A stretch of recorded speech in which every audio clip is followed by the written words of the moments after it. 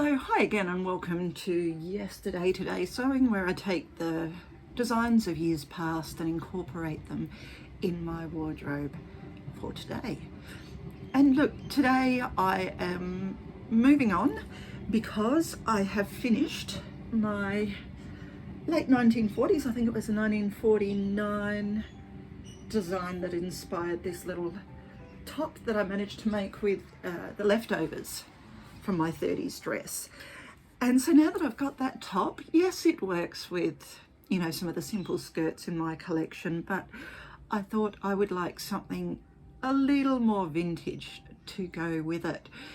So I was looking through the 40s, of course, for more inspiration. And look, when it comes to inspirations of the 40s, can you go past Katharine Hepburn? Isn't she just gorgeous? And really, she was the one, I think this was from the late 30s, maybe 38. She was one of those early ones, along with Marlene Dietrich, who started to wear the pants. So I thought maybe pants like that might be the go. I've always preferred my trousers wide-legged, and this sort of long and lean look might be just the go to work with my little shirt there, as well as many other tops in my wardrobe. So I was looking through online. There's a great wiki site that just takes pictures of past fashion envelopes, and it's great inspiration. So while you don't actually get the patterns themselves, you get the envelopes, and often it will have the reverse with the line drawings to help you sort of know how the darts and how it all sat. So I found this one from 1945. It's a Vogue wide leg, cuffed, single front pleat, and I thought something like that could be worth working to. And then I realised that we are having the 75th anniversary of World War II, because of course this sort of design was coming in around the end of the war. Women who were getting out there and working were finding that, well, actually wearing trousers is quite practical. So you start to see a lot of these man-style trousers coming into fashion in the 40s. And because you'd had these very stylish forerunners helping make an example, by then it was really going mainstream. So I think this sort of pant is very much what I want to make, and very fitting for 75 years since the war as well. So somehow I have ended up with a khaki green, also very, very fitting, remembering end of war. This is a cotton, I think. Yes, I got it from Spotlight. Got it on sale for under $10 a metre, which was really nice. I picked up 3 metres, not being completely sure what I was going to do with it, but half thinking I might do wide-legged pants. I don't know if you can see this in the video. It's slightly sheer, so it'll be lovely for summer, but again, doubled over and worn as trousers, that will be fine. So it won't need to be lined, and it does have a slight slub to it as well. So it does have a bit of a linen-y look about it, and I think that will work quite nicely for these kind of trousers. So knowing that it's then working out a pattern for them, I am not confident enough to draft trousers from scratch. They are very particular, let's say. So and I really don't feel like doing a mock-up. So what I did is I went back through my old pattern stash, because, I would have some trousers that I can probably work from. I've made some wide leg trousers in the past, and while I know that some of them won't necessarily be this style that I'm looking for, I'm thinking there might be something I could adapt. So the first one I went for is this McCall's one. I probably made this up in the 90s, would be my guess. And I have made up these trousers in the past. I really quite like them. It's got the double pleat there. I think this one had a side. I I can't, oh no, that's why I didn't go for this in the end, because while it looks rather nice and stylish here, this is actually elastic waisted. And yes, elastic waists are comfortable, but I really don't like gathers around my waist. It's not something that's ever really done for me. And with this, while it's kind of drapey, it is kind of stiff as well. I don't think I'll like how it sits. I would much rather a tailored look. So while this is giving some of the look I want and probably the fullness I want in the leg, this was not going to completely do it. So I went through for another one and I came across this pattern. Again, I bought it years ago and I think I had planned to make the blazer. Never quite got around to doing that one. And well, I never really liked these trousers. The shape, if you look on the line drawing, isn't really the sort of thing that do it for me, with tapering in at the leg like that. But it does have that single pleat, and I rather like the tailoring at the top of this trouser. This single pleat arrangement is really quite similar to what's going on there. It even has the cuff option, which will help me, and I do want to do the cuff again on my wide leg ones. So what I think I will do is I will work from this pattern, but I will widen the trouser leg, and I will probably then use this pattern as a reference, so I get something close to the fullness that I want from this. And I reckon that should be so easy. I won't need to do a mock-up for this one. I think I am happy to go straight to actually making the trouser. The other difference I think I will do, definitely keeping the pockets, but I think I will make the waistband just a little bit wider, because I've often found in pictures from the period that the waistband often is just a bit wider than what we would go for these days. So I will do that. I will probably also add belt carriers, because I expect I may want to wear a belt with this, and that will help as well. So I have a plan. I have a long weekend because it was meant to be the show, Eka show this week. And of course, with all of the lockdowns and COVID worries, we are not having the Eka show. So they moved our show holiday to Friday, which means I have a long weekend. And 3 days might just do this one. So fingers crossed. Let's see how I go with my 1945 trousers. Okay, so here's the pattern I've put together.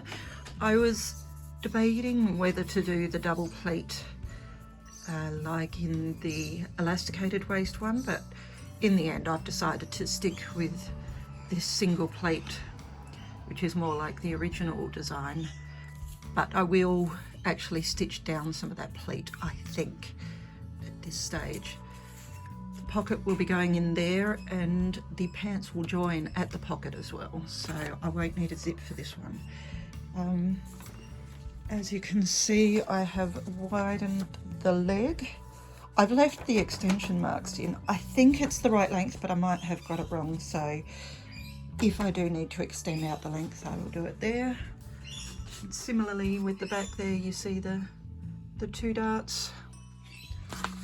And again, wide leg, very simple. So really wasn't too hard to adjust the narrow leg to make this wide leg. And I think this should come together easily. Of course, I've got pockets cut out here ready to go. And I have the waistband, you can see I have made a little bit wider. It's still not going to be super wide. I don't think I really suit a very high-waisted pant, so that'll just be subtle. What I haven't done yet is cut out the belt carriers, so I will do that out of scraps shortly, and I do have plenty of this left over to do that. We have over here the parts I've done already. I've just been ironing down the pleat and darts on the trouser pieces. So next I think is to put in the pockets, and we'll take it from there.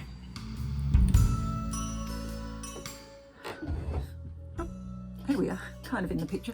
So I was thinking how best to finish the seams on these trousers, because if you've watched some of my other videos that I'll hopefully have out by now, I have been thinking about how I finish off seams and not immediately jumping to this contraption, my overlocker.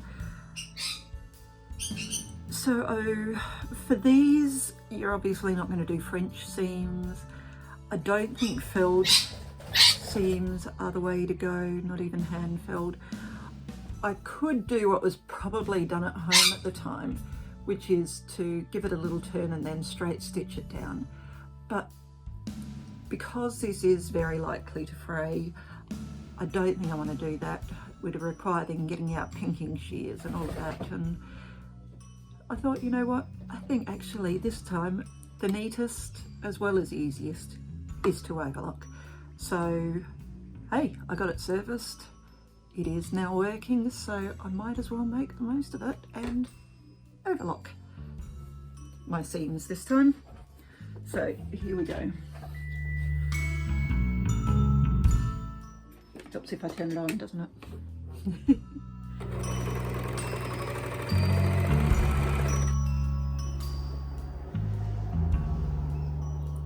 What do you think about the overlocking? Yeah, I agree. It's not as pretty as others. Yeah, I will do something with those loose threads. They're not just going to sit there. Don't you worry about that. Are you going to let me keep going, or? So I have decided I'm going to make belt loops because I may well want to wear this with a belt, and you know, Katharine Hepburn had a belt on her trousers, so you know, I might want to as well. What I had was a lovely long strip from between the waistband and the pants leg when I cut it out. So I have basically used that and just made it the length of basically when I had enough width to do it, and then it started getting too narrow, so I figured that's going to be enough for about 6 loops. Now I've stitched this, now I have to turn it. I don't know if I've shown you this before. This is a really handy thing to have. It works much better than a thread and needle or a, what I used to use, safety pin, sort of to turn it through. And really, you just put this through. It's got the little hook at the end to hook into the fabric, and then pull it. And once you've got it started, it does it really easily.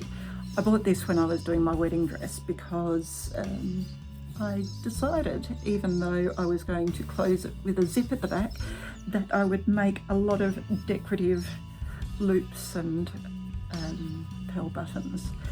So of course I was making lots and lots of these loops, and very narrow, and this thing came in really handy at that time. And well, it comes in really handy whenever I've got to turn anything like this. So I will give this a good iron now. I will probably top stitch either side, and then I will cut it into 6 lengths and insert it from there. So easy belt loops, yay.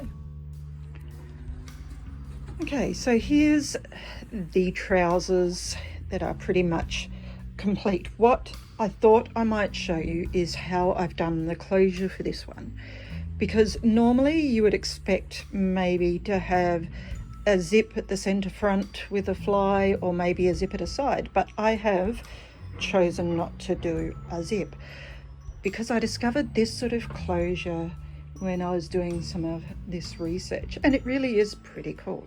Because you want to have pockets in your trousers, you actually use the pockets to make the closure. And so you can see what I've done just here. So the front half of the pocket, you sew on as normal, fold it over. The back half of the pocket, you attach to the back, and it becomes the extension and overlap, so that when you close it, you hook it, and I think I'll still put another hook here to hold the extension over. It closes just like that, and so the pocket itself provides an overlap so you don't see in at all, and it really just is an exceedingly neat way to get in and out of your trousers. It's possibly just a little bit annoying with the belt closing at the front but the pants opening at the side, but you know what, I don't care about that. It works really easily. If you are interested in how I've done that, I will talk more about it on my blog, and I will put that information in the description of this video as well. So here's how this closure looks from the outside. It really is very neat, just looks like a normal pocket at the top there, and that becomes the overlap. Just finished off that top bit of the pocket with a rolled hem, and it works perfectly well. Very neat, very easy, and you don't have to put a zip in. Yay! Isn't that cool, Laurie? Hey, Porridge Beak. Hi again. So those trousers that I started are just about done, just got a little bit of hand sewing and some hooks to put on them. But what I do have is some fabric left over. Let me just quickly show you. So that's about 1/2 meter there, plus a few of these other bits there. And I was looking at one of the patterns that I used for the width of the leg, and I remembered this lovely little vesty top thing that I made way back when, which I really, really loved. And I was thinking, well, can I get it out of the remainder of this material? It technically takes about 1 meter of material, and I definitely don't have, well, a full meter of one piece. But with a bit of careful cutting, I might be able to get it out of here. Now, I've got the pattern piece here. This is the back, and it fits beautifully into this spot here. Which, hang on. Okay, so as you can see, this piece on the back fits beautifully, as if it was made for it, onto the fold here. But what I don't have, yes, Laurie, thank you, is enough space to put this in one complete piece. So what I'm wondering is, do I do some interesting seaming? So change some of these darts to seams and actually give it a go and see if I can get it out of here. Even if I don't get the facings completely cut as they were here, I can face it with bias strips of one description or another, or even probably non-bias strips depending how it goes. But I think I might just about be able to do this. So what I'm thinking of doing is taking this long dart here and following the line of the front, continue it up to make this one piece and this one piece, and see whether that does it. If I need to, I might even take a waistline dart here and make that into 2 pieces as well. The back I might be able to leave whole, but I could move that into a complete sort of princess seam there as well to do it. If I can get the fronts and the backs out, then I'll think about what I do about facing and things like that. I reckon I could probably get the facing out of that piece there at least. The hem will be fine, and then it's just the arm and the neck. I can probably get the back neck facing out of there. Might even get the armhole facing out of there. So we will see. We will see what we can manage. interesting little side project. So I thought for this top that I'm making, I might do some covered buttons because I don't want to have to go out and get buttons, and I did pick up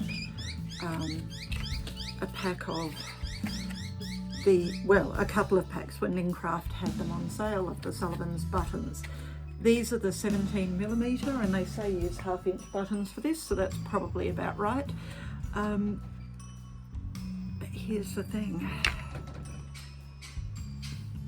I don't know if you can see this, but it has completely buggered up every button that I've tried, and I did kind of get one to catch, but even then it didn't do it properly. So I have a whole pile of attempts, and of the 6 buttons in the pack, I have stuffed up 4 of them and I gave up. Then I discovered that I had another pack, and have a look at this. This is what you use.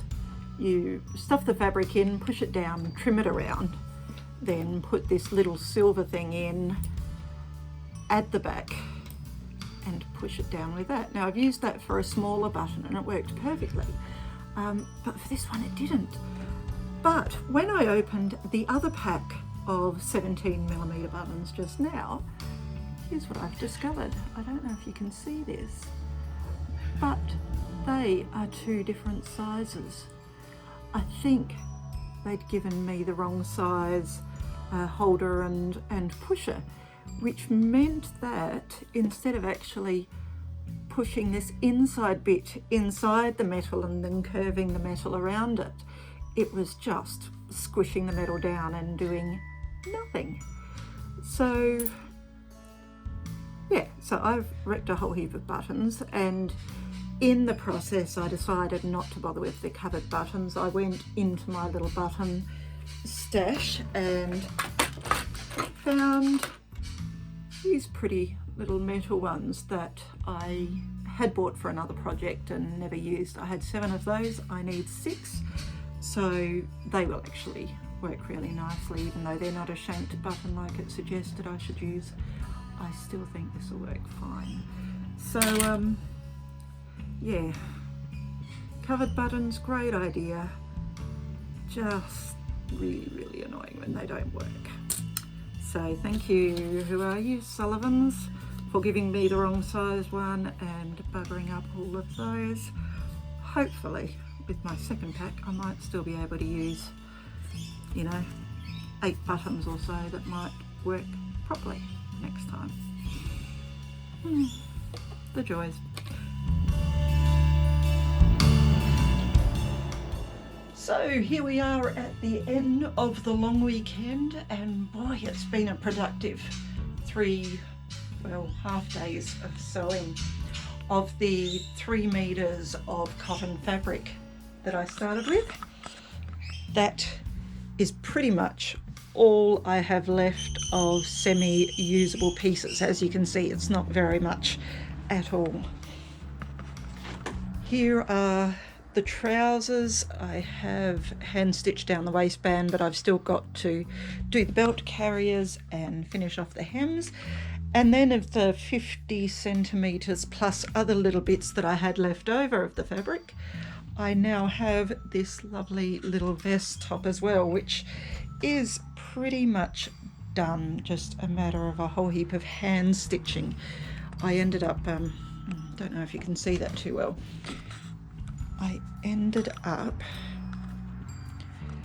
doing a bias strip around the armhole, because out of that I really couldn't get enough for a decent armhole facing, and I never liked how the armhole facing sat when I made this years ago. It doesn't even sit on my dummy properly. I really must restuff my dummy someday. But really, as you can see, it's done really well. I just found a little bit of voile in my stash to do the facing there, and I reckon that will be rather nice. Whether I wear the vest with the trousers or keep them separate, who knows. But you know what? I am pretty impressed with the 3 days of sewing, and I look forward now to probably the week of train travel, doing all of the hand stitching to finish it all off.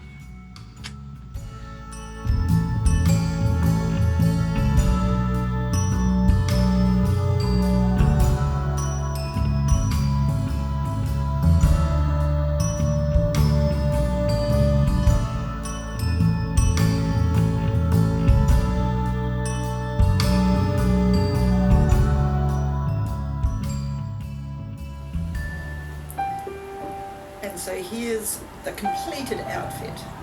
These are probably the most comfortable, best fitting trousers I've ever owned.